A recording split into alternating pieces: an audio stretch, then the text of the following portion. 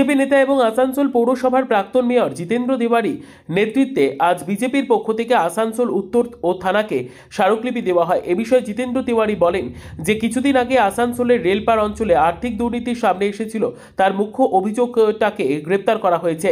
সে বর্তমানে একটি থানাতে রিমান্ডে আছে, কিন্তু এখনো পর্যন্ত টাকা উদ্ধার করা হয়নি। তিনি বলেন যে পুলিশ শুধু তাকে এক থানা থেকে অন্য থানায় রিমান্ডে নিয়ে ঘোরাচ্ছে, কিন্তু যারা গরিব মানুষ তাদের টাকা উদ্ধার করা হচ্ছে না। তিনি টাকা উদ্ধারের দাবি জানান। এর সাথে তিনি বলেন যে আসানসোল রেলওয়ে স্টেশন থেকে ব্রিজ, সেই ব্রিজের অবস্থা অত্যন্ত খারাপ। তিনি সেই ব্রিজের মেরামতির দাবি জানান এবং আসানসোল অঞ্চলে ড্রাগের কারবার বন্ধ করার এবং এই কারবারের সাথে যুক্ত মানুষদের গ্রেপ্তার করার দাবি জানান।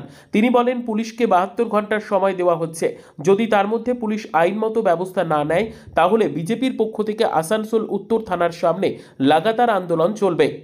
কাজল মিত্রের রিপোর্ট, নিউজ সমাজহিতৈষী।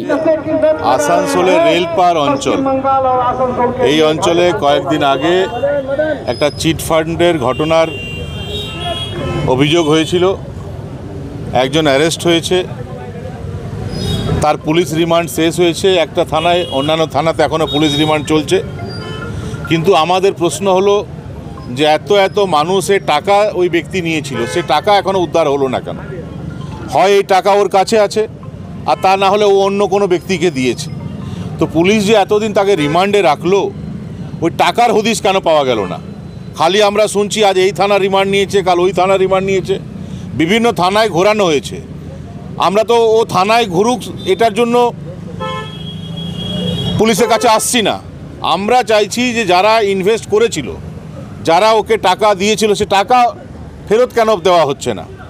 টাকা এখন কোথায় আছে? যদি ওর কাছে আছে তাহলে ওর কাছ থেকে সিজ করে ফেরত দেওয়া হোক। আর ও যদি অন্য কোনো ব্যক্তিকে দিয়ে রেখেছে কোথাও, তো সে ব্যক্তি অবধি পুলিশ কেন পৌঁছাচ্ছে না? তাহলে কি সে ব্যক্তি কোনো প্রভাবশালী ব্যক্তি, সে কারণে পুলিশ তার কাছে পৌঁছতে পারছে না? এই কয়েকটা প্রশ্ন নিয়ে আজ আমরা নর্থ থানার কাছে এসেছি। আপনারা জানেন যে যে ব্রিজ আছে স্টেশন থেকে আসতে, যে রেলপার অঞ্চলে ব্রিজ, প্রত্যেক দিন 40-50 হাজার, 1 লক্ষ 2 লক্ষ লোক ওই রাস্তা থেকে পারাপার করে।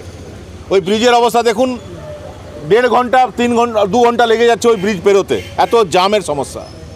রেলপারে বিভিন্ন অঞ্চলে মদের ব্যবসা অবাধে চলছে, কেউ দেখার লোক নেই। ড্রাগস, যে কোনো পুরো রেলপার অঞ্চলে মাদার ডেয়ারির দুধ যত না পাওয়া যায় তার চেয়ে বেশি ড্রাগস পাওয়া যাচ্ছে। এটা কেন মেনে নেওয়া হবে? এর বিরুদ্ধে পুলিশকে ব্যবস্থা নিতে হবে, এই দাবি নিয়ে আমরা এসেছি। চুরি হলে, ব্যক্তি চুরি কমপ্লেন করলে কেস স্টার্ট হচ্ছে না, কেননা পুলিশ আধিকারিকরা মনে হচ্ছে যে কেস স্টার্ট হলে তাদের নাকি রেকর্ড খারাপ হয়ে যাবে। আরে ভাই, চুরিটা বন্ধ করো, চুরি বন্ধ করতে পারছো না, এটা তো অনন্তকাল চলতে পারে না। তাই আমাদের রেলপারে কাউন্সিলর গৌরব গুপ্তার এবং অন্যান্য যে আমাদের ছেলেরা আছে, তারা আজকে প্রতীকী একটা ডেমনস্ট্রেশন দিচ্ছে নর্থ থানায়। এরপরেও যদি কাজ না হয়, 72 ঘন্টার মধ্যে পুলিশ যদি অ্যাকশন না নেয়, তাহলে লাগাতার গণতান্ত্রিক ব্যবস্থায় যে রাস্তা জানা আছে, সেই রাস্তায় লাগাতার নর্থ থানার সামনে আমাদের ধর্না কর্মসূচি চলবে। মানুষের স্বার্থে ভারতীয় জনতা পার্টি অতীতেও লড়াই করেছে, এখনও লড়াই করছে, আগামী দিনেও লড়াই করবে। এই নর্থ থানাকে যদি কেউ মনে করে যে তৃণমূল কংগ্রেসের পার্টি অফিস বানিয়ে দেবে, তাহলে চাকরি থেকে রিজাইন করে ওই পার্টি ঝান্ডা নিয়ে পার্টি করুন, আমাদের আপত্তি নেই। কিন্তু আমাদের করের টাকায়, আমাদের ট্যাক্সের টাকায় পুলিশ আধিকারিকদের বেতন হবে, আর তারা তৃণমূল কংগ্রেসের কথাই চলবে, এটা মেনে নেওয়া যায় না। তাদেরকে চলতে হবে দেশের যে আইন, আমাদের রাজ্যের যে আইন, যে সংবিধানে বিভিন্ন ধারা উপধারা, সেটা মেনে তাদেরকে চলতে হবে। সেটা মেনে যদি তারা না চলে, তাহলে গণতান্ত্রিক ব্যবস্থায় যে আন্দোলন করা যায়, সব আন্দোলন আমরা সংগঠিত করব। এবং এই আন্দোলন সংগঠিত করার জন্যই আজকে আমরা প্রতীকী একটা ডেমনস্ট্রেশন দেওয়ার জন্য নর্থ থানার সামনে এসেছি। আমাদের দৃঢ় বিশ্বাস যে তাদের শুভবুদ্ধির উদয় হবে এবং আগামী দিনে যে ভুল ত্রুটি তারা করছে সেটা সংশোধন করবে।